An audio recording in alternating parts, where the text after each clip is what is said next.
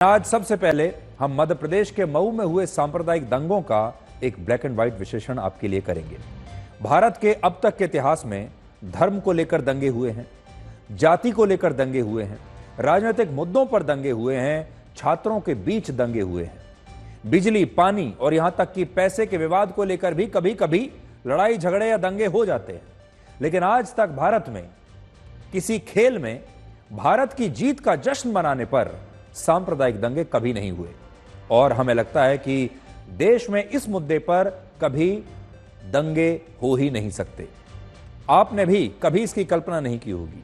हमारे देश में बहुत सारी वजहें हैं दंगे करने की, लेकिन चैंपियंस ट्रॉफी में भारत जीत जाए और उस पर भी हमारे देश में दंगे हो जाएं तो यह बात चिंतित करने वाली है। आज मध्य प्रदेश के मऊ की इन तस्वीरों ने पूरे देश को चिंता में डाल दिया है। मध्य प्रदेश में इंदौर शहर से सिर्फ 30 किलोमीटर दूर मऊ में कल हिंदू और मुसलमानों के बीच सांप्रदायिक दंगे हो गए, जिनमें कई दुकानों और मकानों में तोड़फोड़ हुई और इसमें 6 लोग घायल भी हो गए। तस्वीरें आप देख सकते हैं और इन दंगों का कारण जब आप जानेंगे तो हैरान रह जाएंगे। ये दंगे हुए थे चैंपियंस ट्रॉफी के फाइनल में भारत के जीतने के बाद, यानी भारत ने जब चैंपियंस ट्रॉफी जीत ली तो उस पर ज्यादातर जगहों पर तो जश्न मन रहा था, लेकिन कुछ जगह ऐसे भी थे जहां पर हिंसा हो गई और हिंसा हुई। यह हिंसा उस वक्त भड़की जब मऊ शहर में लगभग 100 युवा 40 से 50 बाइक्स पर भारत की जीत का जश्न मनाने के लिए एक जुलूस निकाल रहे थे। यह जुलूस जब मऊ की जामा मस्जिद के पास पहुंचा तब वहां मस्जिद के सामने जश्न मनाने पर एक विवाद हुआ और इसके बाद यहां पर हिंसा भड़क गई। इस घटना को लेकर हिंदू पक्ष ने 5 बड़े आरोप लगाए हैं। पहला आरोप यह कि मुस्लिम पक्ष मस्जिद के सामने भारत की जीत का जश्न मनाने का विरोध कर रहा था। दूसरा, इस जुलूस में जो लोग मस्जिद वाले इलाके में फंस गए थे उनके साथ मारपीट हुई और उनसे कहा गया कि वो मुस्लिम इलाकों में जश्न मनाने के लिए क्यों आए हैं, वो वहां नहीं आ सकते। तीसरा, जो लोग आगे निकल चुके थे जब उन्हें इस घटना के बारे में सूचना मिली तो वो वापस लौट कर आ गए उस इलाके में और उनका उसके बाद दूसरे पक्ष के लोगों के साथ टकराव हुआ। आरोप है कि इसी टकराव के दौरान मस्जिद के पास जो मकान है उनकी छतों से पत्थरबाजी शुरू हो गई और उसके बाद एक पक्ष ने हमला बोल दिया। चौथी बात, मुस्लिम समुदाय के लोगों ने कुछ बाइक्स में आग लगा दी, हिंदुओं की दुकानों और मकानों पर पत्थरबाजी की और आरोप है कि पाकिस्तान जिंदाबाद और भारत मुर्दाबाद के नारे भी लगाए। लेकिन ये सिर्फ आरोप हैं, इनकी जब जांच होगी तो सही बात पता चलेगी। जब कोई भी घटना होती है उसके 10-12 घंटे के बाद जब आप उसके बारे में रिपोर्ट करते हैं तो आप आरोप ही बता सकते हैं। दोनों पक्षों के आरोप क्या हैं, दोनों पक्षों का क्या कहना है, दोनों पक्ष क्या हैं, यही आप बता सकते हैं, क्योंकि तब तक जांच शुरू नहीं हुई होती और जांच की रिपोर्ट नहीं आई होती। इसलिए हम भी अभी सिर्फ आरोपों का दौर है। जांच जब होगी तो पता चलेगा कि किसके आरोप में कितना दम है। और 5वां आरोप यह है कि जिन लोगों ने यह हिंसा की वो ये कह रहे थे कि क्या अब हिंदुओं के राम उनकी दुकानों और घरों को जलने से बचा पाएंगे, यानी एक तरह की चुनौती दी गई। ये सारे हिंदू पक्ष के आरोप हैं। ये बात एक नहीं बल्कि कई हिंदू परिवारों ने बताई है, जिससे ऐसा लगता है कि जब हिंसक भीड़ हिंदू परिवारों को निशाना बना रही थी तब भगवान श्री राम को लेकर ये अपशब्द शायद कहे गए होंगे। आप भी सुनिए कि कैमरे पर क्या रिकॉर्ड हुआ है। और कुछ बोल भी रहे थे उन लोग पत्थर फेंकते टाइम वो बोल रहे थे वहाँ कि राम को बुलाओ और वो ये कहते जा रहे थे कि अब आग लग रही है गाड़ियों में, अब बुलाओ तुम्हारे राम को, अब बुलाओ राम भगवान को। कुछ कह भी रहे थे, कुछ नारेबाजी हो रही थी, क्या बोल क्या रहे थे? इस दौरान नारिन तीर तकदीर अल्लाह अकबर के नारे लगा रहे थे और आओ आओ तुम्हारे राम को बुलाओ, तुम्हारी गाड़ी में आग लगा रही है, बचा लेंगे, इस तरीके के नारे लगा रहे थे। और मंदिर पे और भी नारेबाजी, हम पाकिस्तान जिंदाबाद, हिंदुस्तान मुर्दाबाद और आओ तुम्हारे राम को बुलाओ, मतलब बहुत दूर से काफी चिल्ला पुकार में ऐसी आवाजें आ रही थी। अभी तक आपने जो देखा ये एक पक्ष की बात है, एक पक्ष के आरोप है। अब देखिए कि दूसरा पक्ष क्या कहता है, यानी मुस्लिम पक्ष के आरोप भी आपको सुनने चाहिए। तो मुस्लिम पक्ष का पहला आरोप यह है कि इस जुलूस के दौरान कुछ हिंदू लड़कों ने मस्जिद के सामने जानबूझकर जय श्री राम के नारे लगाए। दूसरा आरोप, सबसे पहले पथराव हिंदू लड़कों ने ही शुरू किया, जिसके बाद यह पूरी हिंसा भड़की। तीसरा आरोप मुस्लिम पक्ष का यह है कि मस्जिद या उसके आसपास के किसी भी मकान से पत्थरबाजी नहीं हुई है, यह बात उन्होंने बताई। चौथी बात, जुलूस में शामिल कुछ हिंदू लड़कों ने मस्जिद के अंदर सुतली बम फेंका, जिससे मुसलमानों की भावनाएं आहत हुई और इसी के बाद यह हिंसा शुरू हुई है। ये दोनों पक्ष हमने आपके सामने जस के तस ऐसे ही रख दिए हैं कि दोनों पक्षों के क्या आरोप हैं और उनका क्या कहना है। अब स्थानीय मुसलमानों का भी यह कहना है कि उन्होंने खुद भारत की जीत के लिए रोजा रखा था। ये उस इलाके के मुसलमान कह रहे हैं कि भारत की जीत के लिए उन्होंने रोजा रखा, दुआएं मांगी, और इसलिए वो भारत की जीत पर हिंसा और पत्थरबाजी कैसे कर सकते हैं। ये जवाब भी, ये बात उनकी बिल्कुल वाजिब है। अगर कोई मुसलमान परिवार है या उस इलाके के मुसलमान हैं जो कि भारतीय टीम के लिए दुआएं मांग रहे हैं, उनकी जीत के लिए, अपने देश की टीम के लिए रोजा रख रहे हैं, तो फिर जीत जाने के बाद वो हिंसा क्यों करेंगे। इन तमाम लोगों का आरोप है कि यह हिंसा मस्जिद में सुतली बम फेंकने और जय श्री राम के नारे लगाने के कारण हुई, और एक भी मुसलमान ऐसा नहीं है जो भारत की जीत के खिलाफ हो। हम तो हर नमाज में दुआ कर रहे हैं कि हमारा भारत जीते, क्योंकि 2012 में और 2025 में बहुत डिफरेंस हो चुका था इस बात का। तो ये पवित्र रमजान के महीने में दुआएं कबूल होती है साहब, तो हम तो चाहेंगे कि इंडिया हमारा ऊपर टॉप पे जाए और जीते भी। बिल्कुल किया साहब। बाकी ये जीत की खुशी ऐसी हो जाएगी, गमगीन में पता नहीं चला इसका। भाई हम लोग भारतवासी हैं और जिंदगी से, दुनिया से, बाप दादा के जमाने से अपन इंडिया में रह रहे हैं, तो हमें भी उस चीज़ की खुशी, लेकिन अब ये कैसे होगा ये हमें भी नहीं आइडिया उस चीज़ का। नमाज के लिए नमाज से फारिग होकर निकल ही रहे थे तो किसी ने बम अंदर की तरफ फेंका, सुतली बम था वो, और उससे पूरा धुआं उठा और पूरी सिचुएशन क्रिएट हो गई और सारे लोग पैनिक हो गए। तो ये दोनों पक्षों के आरोप और उनका स्पष्टीकरण आपने सुन लिया। अब पिछले 2 वर्षों में रामनवमी, हनुमान जयंती और महाशिवरात्रि के मौके पर हुई हिंसा में और इन दंगों में एक बात बहुत कॉमन है, और वो बात यह है कि ये सारे दंगे कथित रूप से मुस्लिम इलाकों में हुए, और इन सारे दंगों का प्रमुख कारण यह रहा कि मुस्लिम पक्ष के लोग मस्जिद या मदरसों के सामने से हिंदुओं के जुलूस निकालने का विरोध कर रहे थे, या अगर हिंदू जय श्री राम के नारे लगाते हैं तो उसका विरोध कर रहे थे। इस मामले में भी मऊ के शहर काजी मोहम्मद जाबिर का यह कहना है कि हिंदुओं ने बिना इजाजत के मस्जिद के सामने से पहले तो जुलूस निकाला, और वो भारत की जीत का जश्न मनाने के लिए उस इलाके में क्यों आए बिना इजाजत के, ये उनका कहना है। बस मेरा तो कहना यह है कि मुझे समझ में ही नहीं आ रहा है कि ये जुलूस आखिर निकला कैसे, और दूसरी बात इस रूट से कैसे निकला। तो ये तो निकल सकता है, जुलूस के लिए कोई वो नहीं है, लेकिन किन लोगों ने परमिशन ली थी, क्या बिना परमिशन के निकलता? और दूसरी बात यह है कि अगर परमिशन ली थी तो कितनी गाड़ियों की, कितने लोगों की, किस तरह की सिचुएशन में परमिशन दी गई थी। तो काजी साहब कह रहे हैं कि अगर वहां से जुलूस निकालना था मस्जिद के आसपास के इलाके से तो पहले परमिशन लेनी चाहिए थी, और बिना परमिशन के ये जुलूस वहां से निकला कैसे। अब तक कथित रूप से मुस्लिम इलाकों में हिंदुओं के धार्मिक जुलूस निकालने का विरोध होता था, लेकिन अब यह कहा जा रहा है कि हिंदुओं को मस्जिद के सामने या मुस्लिम इलाकों में भारत की जीत का जश्न मनाने की आखिर जरूरत ही क्या है।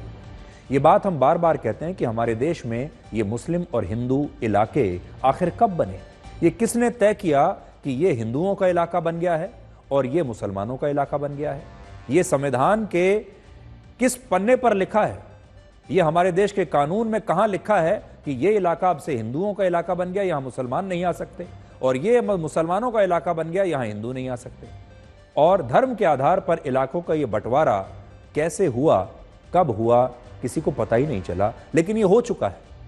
और सोचिए, अगर भारत की जीत का जश्न भारत में नहीं मनाया जाएगा तो फिर कहां मनाया जाएगा। भारत की क्रिकेट टीम हिंदुओं की क्रिकेट टीम नहीं है और कल चैंपियंस ट्रॉफी के फाइनल में हिंदुओं की क्रिकेट टीम नहीं जीती है, भारत की क्रिकेट टीम जीती है जिसमें सब धर्म के लोग खेलते हैं। पूरे भारत की क्रिकेट टीम है ये, जिसमें अलग अलग धर्म और जातियों के खिलाड़ी हैं। इसमें रोहित शर्मा भी हैं, विराट कोहली भी हैं, मोहम्मद शमी भी हैं, अर्शदीप सिंह भी हैं। बड़ी बात यह है कि ये सारे खिलाड़ी अपने धर्म और अपनी जाति की अलग यूनिफॉर्म नहीं पहनते। ये किसी कोटा के तहत नहीं आए हैं, किसी रिजर्वेशन के तहत नहीं आए हैं, बल्कि ये भारत की यूनिफॉर्म पहनते हैं, भारत की जर्सी पहनते हैं जिस पर इंडिया लिखा होता है और जिसका रंग होता है नीला। दुख की बात यह है कि देश के लिए खेलने वाले खिलाड़ियों पर देश के ही हिंदू और मुसलमान बंट जाते हैं और मध्य प्रदेश के इन सांप्रदायिक इस हिंसा ने आज पूरे देश को स्तब्ध कर दिया है, हैरान कर दिया है। आज आप ये भी सोचिए कि अगर पाकिस्तान की टीम चैंपियंस ट्रॉफी अगर जीत जाती तो क्या पाकिस्तान की जीत पर वहां के लोग इस तरह की हिंसा करते? क्या आप ये कल्पना भी कर सकते हैं कि पाकिस्तान अगर कोई टूर्नामेंट जीत जाए और पाकिस्तान के किसी इलाके में इस पर मतभेद हो जाए और वहां पर हिंसा होने लगे जैसे भारत में हो रही है? आप कभी कल्पना भी नहीं कर पाएंगे, लेकिन भारत में ये सब होता है। चैंपियंस ट्रॉफी में भारत की जीत का जश्न महू में हिंदू मुसलमानों में रण का कारण बन गया।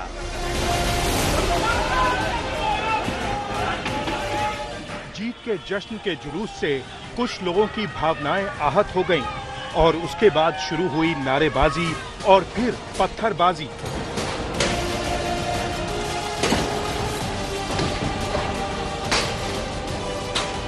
पत्थरबाजी जब थमी तो फिर हिंसा का दूसरा दौर शुरू हुआ जो कई घंटों तक चला।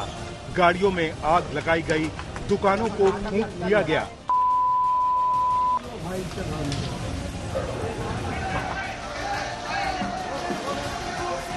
जुलूस निकला था मैच के संबंध में, उसमें जुलूस के दौरान कुछ उसमें तनाव की स्थिति उत्पन्न हुई। इसके बाद जो है उसमें पथराव और आगजनी की घटनाएं हुई।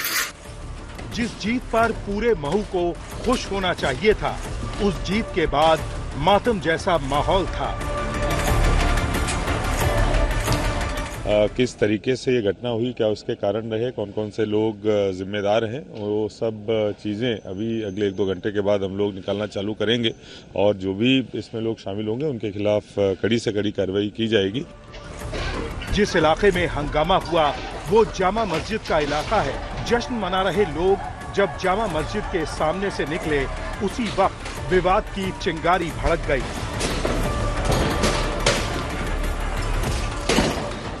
देर रात को जो उपद्रव हुआ उसमें जामा मस्जिद इलाके की बात करें या फिर हम पत्ती बाजार चौराहे की बात करें, दोनों जगहों पर जो पथराव हुआ है, तोड़फोड़ हुई है, उसकी तस्वीरें अब आप देखिए दिन के उजाले में। रात को यही वो इलाका था जहां पे करीब 500 से 600 की संख्या में लोग मौजूद थे और लगातार पत्थरबाजी कर रहे थे। पत्थरबाजी कितने बड़े पैमाने पर हुई इसका अंदाजा आप इन तस्वीरों को देख के लगा सकते हैं। ये पूरा हंगामा जामा मस्जिद के सामने से शुरू होकर पास के मुस्लिम बहुल बतख कॉलोनी से होते हुए हिंदू बहुल पत्ती बाजार तक पहुंच गया। इस पूरे रास्ते पर अब पत्थरबाजी के निशान और जले हुए वाहन नजर आ रहे हैं। आज तक की टीम पत्ती बाजार के एक ऐसे ही घर पर पहुंची जिस पर जबरदस्त पत्थरबाजी की गई थी। पत्ती बाजार चौराहे पे राधे कौशल के घर में जो पथराव हुआ, नीचे जो मेडिकल की दुकान जलाई गई, उसके घर के अंदर की तस्वीर हम आपको दिखाते हैं। जब पथराव यहाँ पे हुआ तो पत्थर अभी भी आपको जो है फैले हुए दिख जाएंगे। ये बालकनी की तस्वीरें हैं। आग लगाई जा रही थी, गाड़ियों को जला दिया, नीचे मेडिकल शॉप्स को जला दिया। पथराव हुए, 1.5 घंटा तक पूरा पथराव हुआ। गली में घुसने की कोशिश करी, घर में घुसने की कोशिश करी, कपड़ा जला के फेंकने की कोशिश करी। जितने भी अपराधी हैं इनके या तो बुलडोजर चले। चिल्ला पुकार काफी थी और कुछ बीच बीच में धमाके की भी आवाज आ रही थी, तो हो सकता गोली चलाई हो या कोई पटाखा फोड़ा हो, कुछ भी हो सकता है। पत्ती बाजार के बाद हमारी टीम मुस्लिम बहुल बतख कॉलोनी में भी गई, जहां हमें हिंसा के निशान दिखे। यहाँ पे दोनों तरफ अगर आप देखें तो जो गाड़ियां हैं वो जली हुई हैं, दुकानें जली हुई हैं। ये पीछे आप देख सकते हैं, ये एक बाइक है जिसे उपद्रवियों ने कल रात को जला दिया।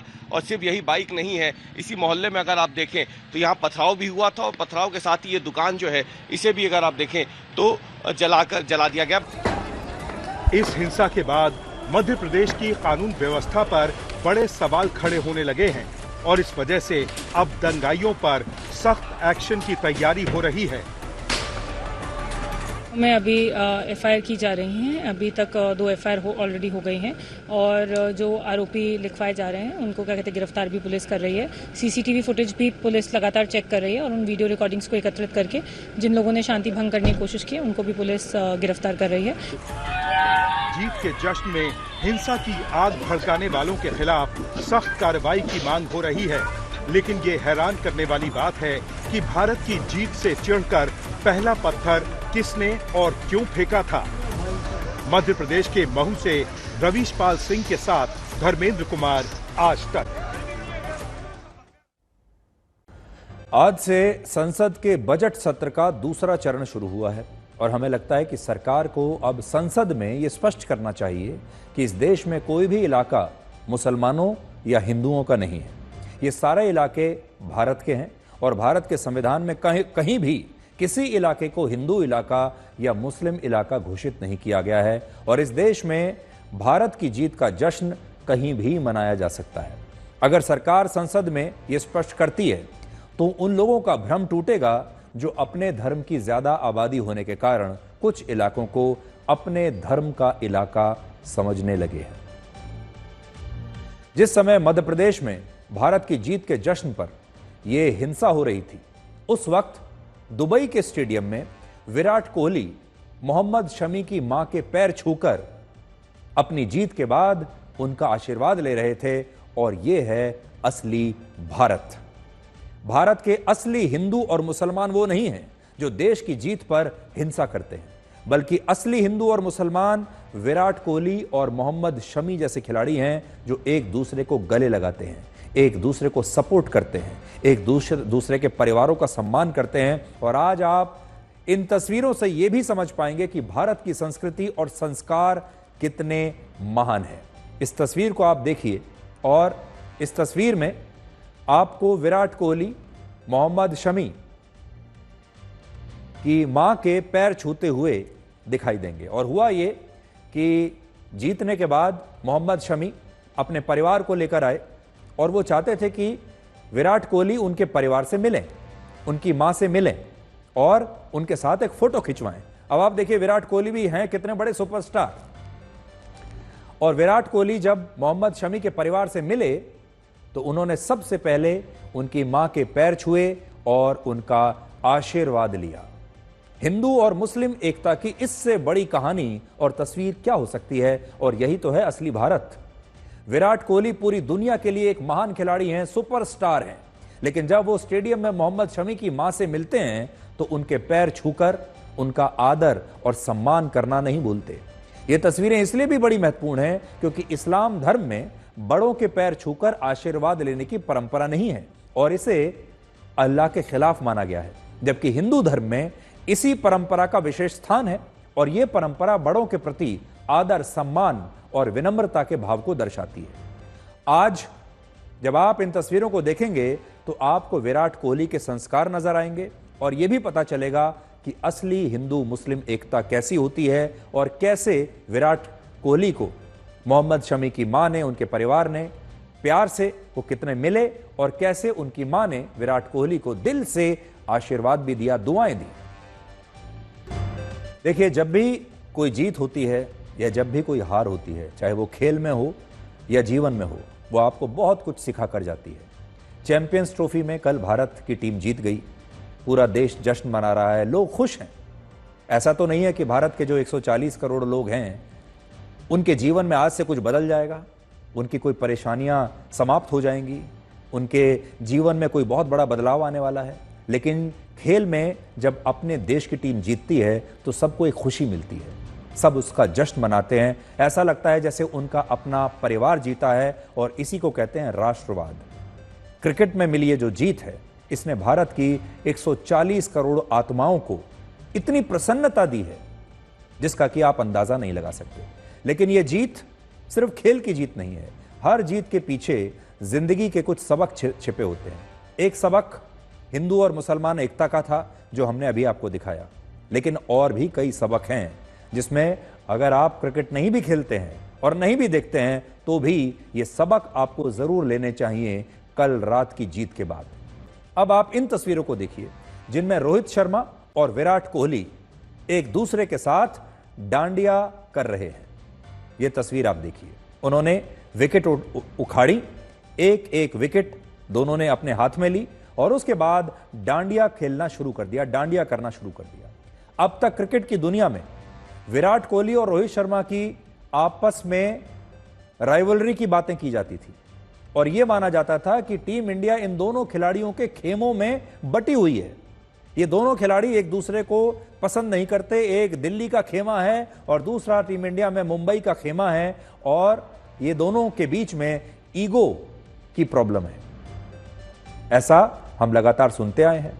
अगर आप विराट कोहली की एक अलग सोशल मीडिया पर उनके फैंस की और फॉलोअर्स की सेना है और रोहित शर्मा की भी सोशल मीडिया पर एक अलग सेना है, और अगर कोई विराट कोहली की तारीफ कर दे तो फिर उसकी दूसरा खेमा उसकी ट्रोलिंग करता था और इस प्रकार यह सब चलता रहता था। लेकिन कल जिस प्रकार से विराट कोहली और रोहित शर्मा ने डांडिया करके एक दूसरे को गले लगाया, उसमें दुश्मनी नहीं बल्कि दोस्ती और एक दूसरे के प्रति सम्मान दिख रहा था। 3 साल पहले जब विराट कोहली से टीम इंडिया की कप्तानी लेकर रोहित शर्मा को दे दी गई थी, तब कई बार इन दोनों खिलाड़ियों के बीच मतभेद और टकराव होने के दावे किए जाते रहे हैं। लेकिन कल की जीत के बाद इन दोनों खिलाड़ियों ने डांडिया खेलकर एक दूसरे के साथ ये खुशियां मनाकर देश को यह बता दिया कि उनके बीच दुश्मनी का नहीं बल्कि दोस्ती का रिश्ता है। और ये दोनों खिलाड़ी ऐसा लग रहा था जैसे शोले फिल्म के जय और वीरू हैं। जो डांडिया है, डांडिया को विजय का प्रतीक माना जाता है, इसलिए आप यह भी कह सकते हैं कि अब तक जो कहानियां गढ़ी जाती थी इन दोनों के मतभेदों को लेकर, उसे इन दोनों खिलाड़ियों ने मिलकर इस डांडिया के जरिए हरा दिया है और भारतीय टीम को वर्ल्ड चैंपियन एक बार फिर से इन दोनों ने मिलकर बना दिया है। अब एक बात पर और नजर डालिए। महाभारत का एक प्रसंग है जिसमें भगवान श्री कृष्ण कहते हैं कि प्रतीक्षा कीजिए क्योंकि बहुत कुछ गलत होता है सब कुछ सही होने से पहले। बहुत कुछ गलत होता है सही होने से पहले।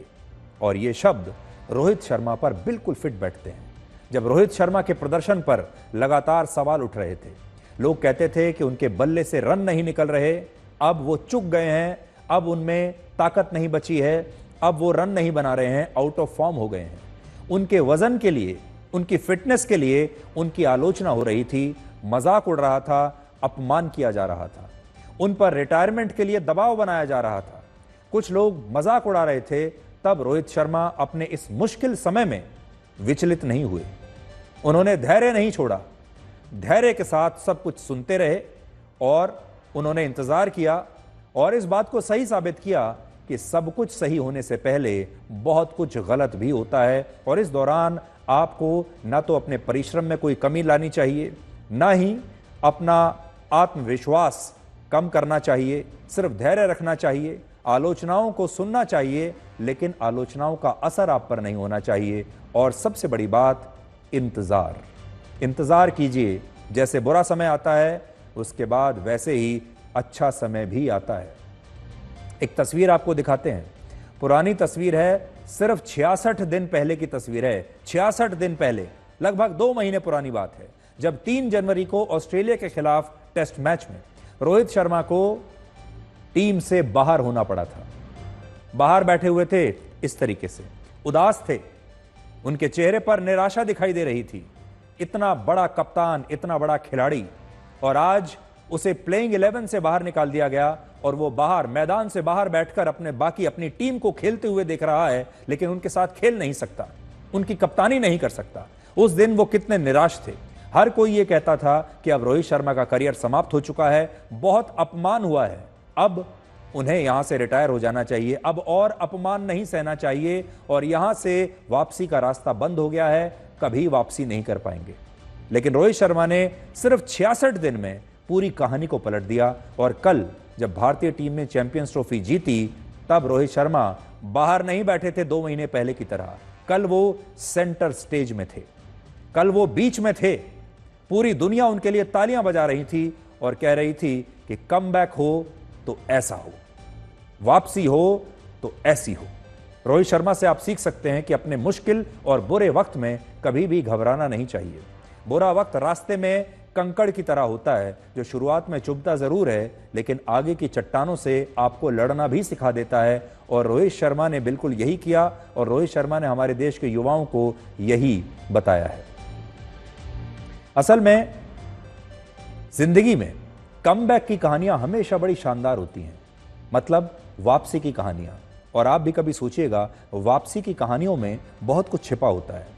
जिंदगी असल में लौटने का नाम भी है, क्योंकि बहुत कम लोगों को लौटने का मौका मिलता है, वापसी करने का मौका मिलता है, कमबैक करने का मौका मिलता है। और आप याद कीजिए, जब भगवान श्री राम वनवास से लौटे थे, रावण के साथ युद्ध करके, इस युद्ध को जीतकर जब वो वापस अयोध्या लौटे थे, वो भी कितनी शानदार कमबैक की, वापसी की और लौटने की कहानी थी।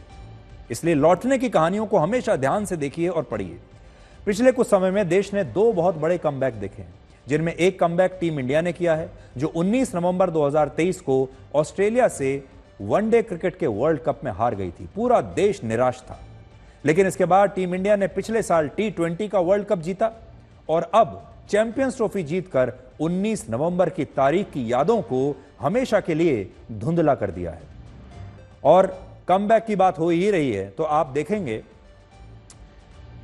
जब 2023 में भारतीय टीम वर्ल्ड कप में हारी, जिस तरह की निराशा थी, और फिर उन्होंने जैसा कमबैक किया है ये 2 टूर्नामेंट जीतने के बाद, कुछ इसी तरह का कमबैक प्रधानमंत्री मोदी ने भी किया है, जिन्हें पिछले साल लोकसभा चुनाव में उम्मीद तो थी 400 सीटें जीतने की, लेकिन मिली सिर्फ 240 सीटें और बीजेपी बहुमत से चूक गई, काफी बड़े अंतर से चूक गई।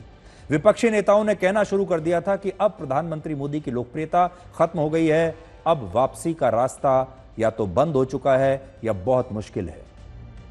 लेकिन हरियाणा, महाराष्ट्र और फिर दिल्ली में जीतकर प्रधानमंत्री मोदी ने 4 जून 2024 की तारीख को भी अब बहुत पीछे छोड़ दिया है। और ये दोनों कमबैक, दोनों वापसी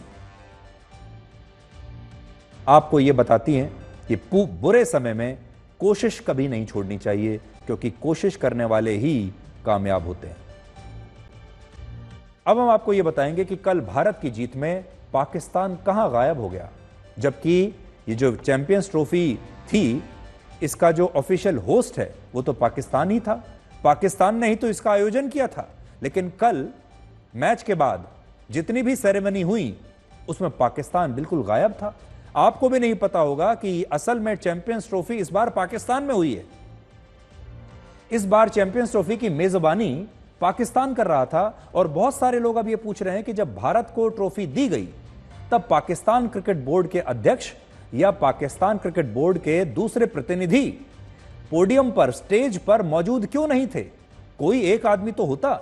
और उस समय सिर्फ आईसीसी के चेयरमैन जय शाह वहां पर मौजूद थे।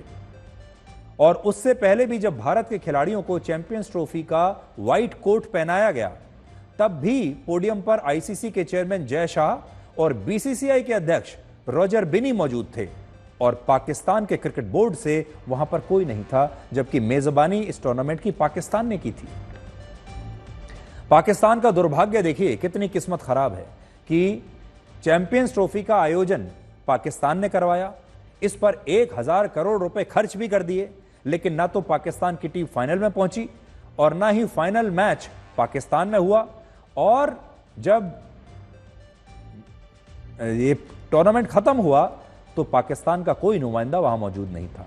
पाकिस्तान का नाम सिर्फ पोडियम पर नीचे लिखा हुआ था और भारतीय खिलाड़ियों को जो कोट पहनाए गए चैंपियंस ट्रॉफी के, सिर्फ उन पर छोटा सा कहीं पाकिस्तान का नाम लिखा हुआ था और बाकी कहीं पाकिस्तान का नाम था ही नहीं।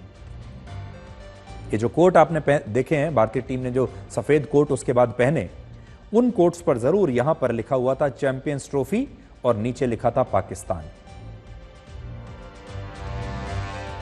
इन कोट की मैं बात कर रहा हूं।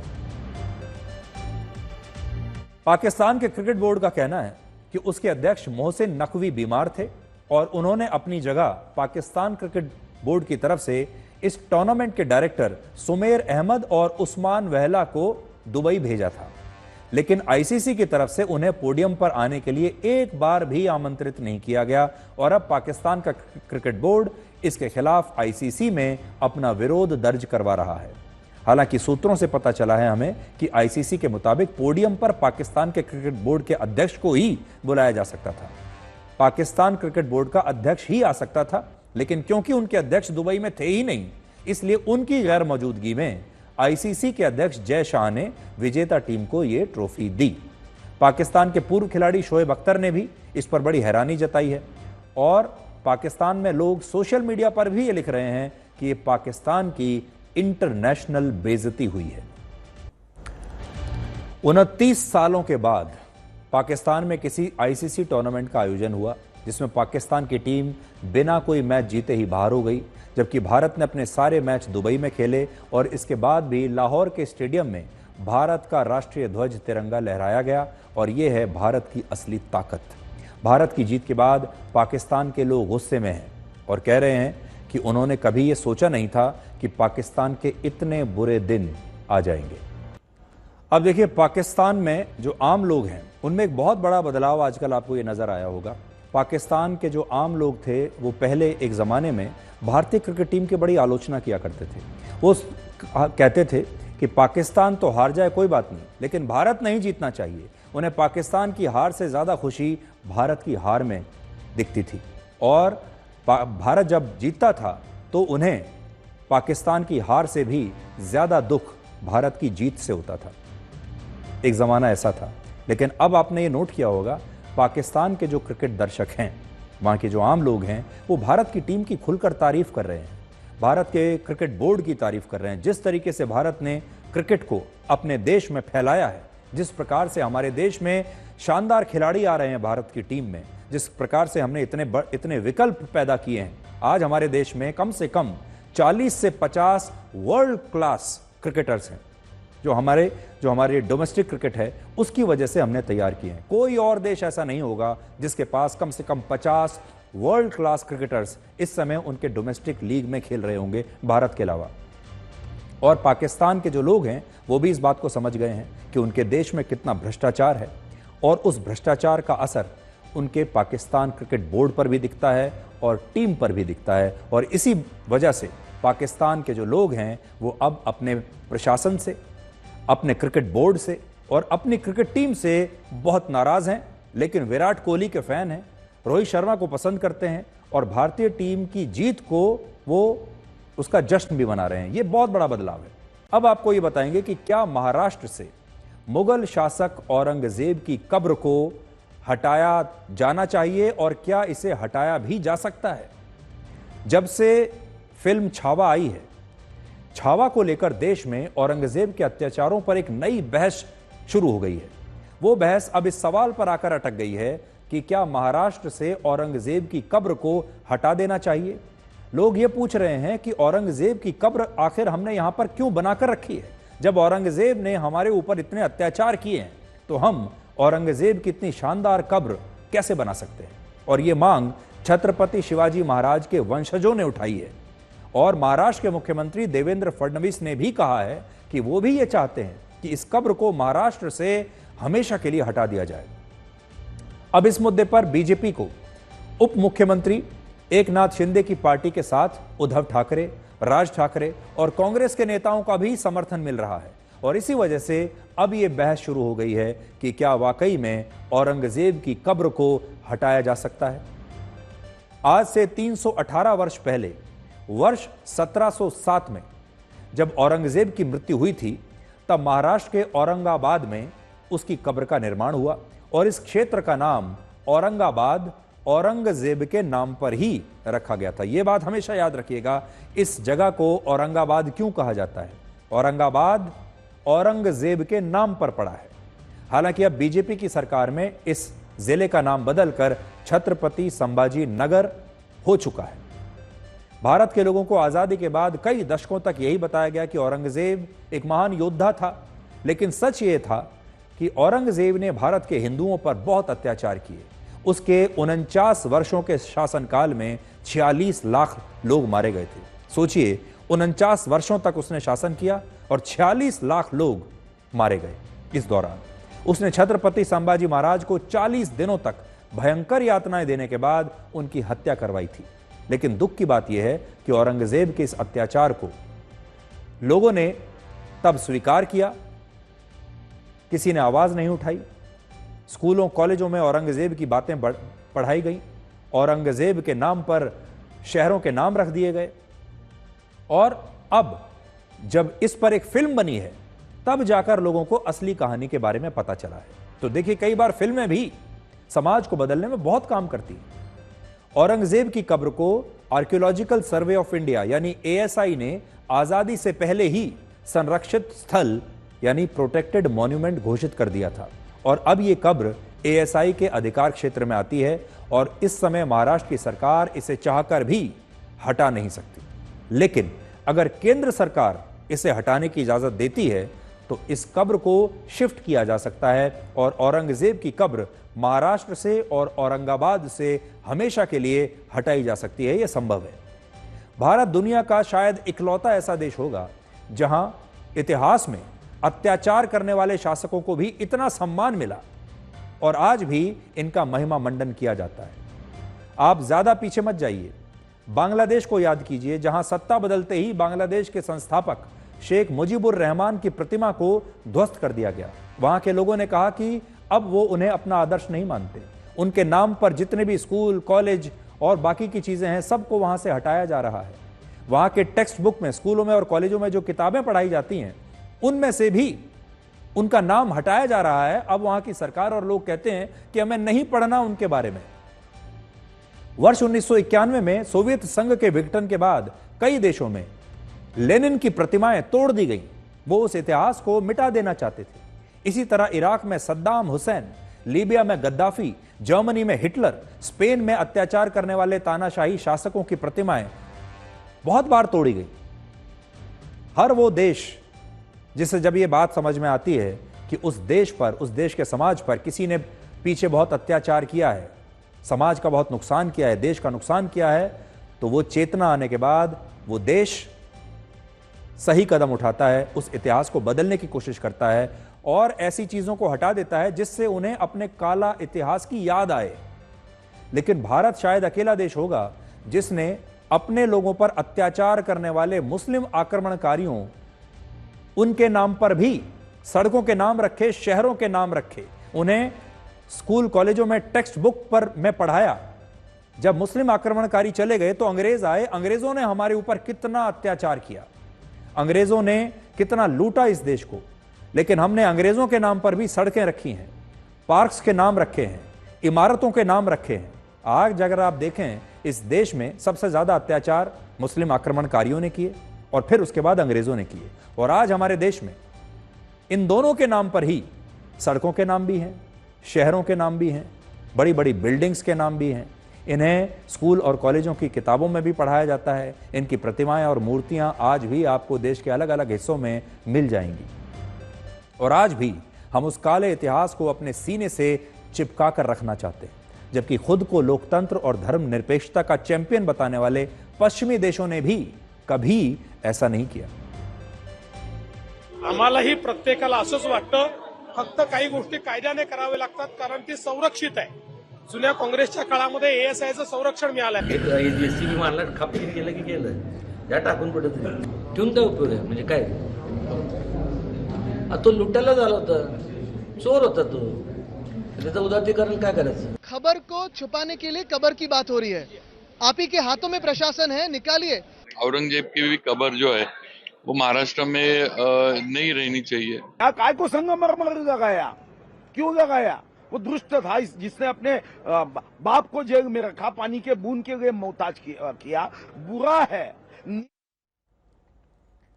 तो आज बड़ा सवाल यही है कि औरंगजेब जैसे और भी बहुत सारे अत्याचारी हैं जिन्होंने हमारे देश पर, हमारे देश के लोगों पर बहुत अत्याचार किए हैं, हमारे देश का बहुत नुकसान किया है, हमें लूटा है। इसमें अंग्रेज भी हैं और मुस्लिम आक्रमणकारी भी हैं, लेकिन तब भी हम उनकी यादों को मिटाना नहीं चाहते। इसलिए केंद्र सरकार को कम से कम यहाँ से शुरुआत करनी चाहिए और हो सके तो उन्हें औरंगजेब की इस कब्र को औरंगाबाद से हटा देना चाहिए। अब आपको यह दिखाते हैं कि जिस भारत में अतिथि देवो भव की संस्कृति है, यानी हमारे लिए बाहर से आने वाले मेहमान भगवान के समान हैं, उसी भारत में विदेशी महिलाओं के साथ क्या सुलूक होता है। 8 मार्च को पूरी दुनिया ने महिला दिवस मनाया। हमारे देश में भी महिलाओं के सम्मान पर बड़ी बड़ी बातें लोगों ने कही, हम ये कर देंगे, वो कर देंगे। लोग हमारे देश की महिलाओं को लगातार शुभकामनाएं भेज रहे हैं, लेकिन सच ये है कि इस देश में आज भी महिलाओं का रात में अकेले निकलना सुरक्षित नहीं है। और 6 मार्च को कर्नाटक के हम्पी में ही देखिए, उसी दिन हम महिला दिवस मना रहे हैं, महिलाओं की आजादी का जश्न मना रहे हैं। और आप देखिए, उसी के आसपास कर्नाटक के हम्पी में 2 महिलाओं के साथ रेप हो जाता है और पीड़ित महिलाओं में से एक इजराइल की नागरिक है और दूसरी महिला हमारे ही अपने देश भारत की नागरिक है। 6 मार्च की रात को इजरायली महिला और 3 अन्य पर्यटकों ने यह तय किया कि वो तुंगभद्र नहर के किनारे जाकर बैठेंगे, गिटार के साथ कुछ गाने गाएंगे, संगीत का आनंद लेंगे, खुले आसमान में रात में तारे देखेंगे और अपनी छुट्टियां मनाएंगे इस सुंदर उपवन में और इस झील के किनारे बैठकर। आपने अक्सर ऐसा फिल्मों में देखा होगा, वीडियोस में भी देखा होगा, जब लोग जाते हैं, बहुत सारे पर्यटक, वो कहीं किसी नदी, तालाब, किसी झील के किनारे, सुंदर जंगलों के बीच, पहाड़ों के बीच कैंपिंग करके वहाँ पर रात बिताते हैं, वहीं पर खाना बनाते हैं, वहीं पर संगीत का आनंद लेते हैं, प्रकृति का आनंद लेते हैं। आपने ऐसा बहुत बार अक्सर फिल्मों में देखा होगा, लेकिन ये सब बातें फिल्मों में और वीडियोज़ में ही ठीक हैं, क्योंकि हकीकत में क्या होता है देखिए, जब ये लोग तुंगभद्र नहर के किनारे बैठे तो थोड़ी देर के बाद 3 अपराधी पेट्रोल पंप पूछने के बहाने उनके पास आए। फिर उन्होंने इन लोगों को पहले पीटा, उनके सारे पैसे और मोबाइल फोन लूट लिए और तीनों पुरुषों को, जो इस ग्रुप में 3 पुरुष थे, उन्हें नहर में धकेल दिया और तीनों पुरुषों को पानी में धकेलने के बाद इन अपराधियों ने दोनों महिलाओं के साथ रेप किया।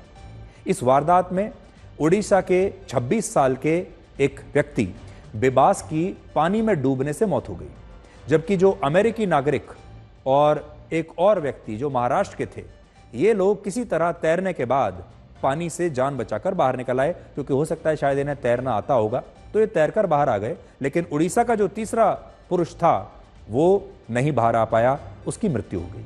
ये वारदात जिस राज्य में हुई, कर्नाटक जिसका नाम है, वहां कांग्रेस की सरकार है और शायद इसीलिए देश का विपक्ष इसे महत्वपूर्ण मुद्दा नहीं मानता। हम्पी एक बहुत बड़ा टूरिस्ट डेस्टिनेशन है, यहां पर बड़ी संख्या में देश के और विदेशी टूरिस्ट आते हैं और इस वजह से माना जाता है कि यहां पर सुरक्षा व्यवस्था ज्यादा कड़ी है, लोग सुरक्षित हैं। लेकिन इसके बावजूद 2 महिलाओं के साथ रेप की यह घटना के बाद कर्नाटक की लॉ एंड ऑर्डर स्थिति पर सवाल नहीं उठाए जा रहे, ना ही इस घटना पर कोई हंगामा हो रहा है, क्योंकि अपराध शायद एक कांग्रेस शासित राज्य में हुआ है। अगर यही अपराध किसी और राज्य में हो चुका होता, यही अपराध अगर किसी भारत की महिला के साथ होता, तो उसकी जाति पहले देखी जाती, उसके बाद देखा जाता किस वर्ग की है, पिछड़ी जाति तो नहीं है, धर्म देखा जाता और फिर उसके बाद ये एक बहुत बड़ा राजनीतिक मुद्दा बन जाता। लेकिन आप सोचिए, 2 जो विदेशी महिलाएं हैं, विदेशी पर्यटक हैं, वो भारत आते हैं भारत घूमने के लिए, उसके बाद जंगल में कैंपिंग करते हैं, वहाँ पर उनके साथ इस तरह की बदसलूकी होती है। इस मामले को ज़्यादा से ज़्यादा उठाना चाहिए और ये सुनिश्चित करना चाहिए कि हमारे देश में दोबारा इस तरह की घटना ना हो। आप भी सावधान रहिए। बहुत बार हम लोग सोचते हैं कि हम प्रकृति का आनंद लेने के लिए कहीं भी चले जाएंगे अपने परिवार के साथ। अब आप सोचिए, इन घटनाओं को लेने के बाद कोई भी परिवार भारत में कहीं भी इस तरह कहीं भी पिकनिक पर जाने से जरूर डरेगा। और 3 चीजें कभी किसी से ना मांगे, समय, प्यार और सम्मान, क्योंकि ये तीनों चीजें बिना मांगे वही देता है जो आपकी कद्र करता है।